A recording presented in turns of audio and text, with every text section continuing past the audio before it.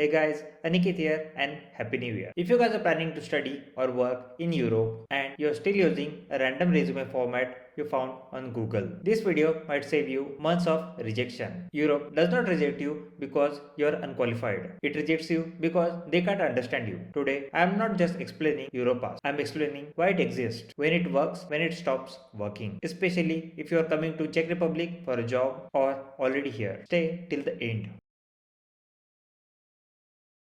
Europe has 27 countries, 24 official languages, dozens of education systems. A recruiter in Prague doesn't understand what first class in distinctions means in India, and universities can't compare the candidates. So EU created Europass not as a CV template but as a system. This is important.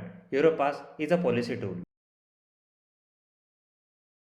Most people think Europass is just a CV template, and that's wrong. Europass is an ecosystem. Everything starts from your Europass profile. From that profile, the system generates CVs, cover letters, and applications.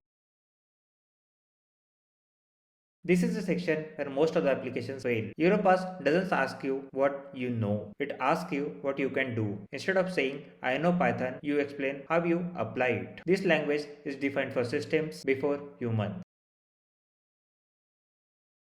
Let me be brutally honest. Europass won't impress anyone, will not help you stand out, but it will prevent the rejection. Europass doesn't win job, it keeps you in the race. If you are a student or recently graduated, Europass is not optional. Universities assess consistency and not creativity. Immigration offices assess alignment, not design.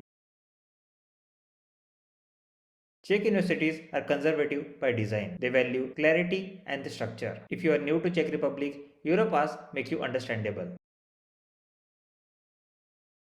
Europass is not forever. After 2-3 years of European experience, you should transition. Transition should be something like Europass to hybrid CV and from hybrid CV to custom CV. Europass is not a magic, it's an insurance. And that's it for now. If you guys like this video, make sure you like, share and subscribe this YouTube channel. Apart from this, I put some really important information like job fairs in Czech Republic or university deadlines on my Instagram channel. So make sure you follow me there as well. If you guys are looking for student visa consulting, please let me know that as well. And I would be happy to help you. Thank you.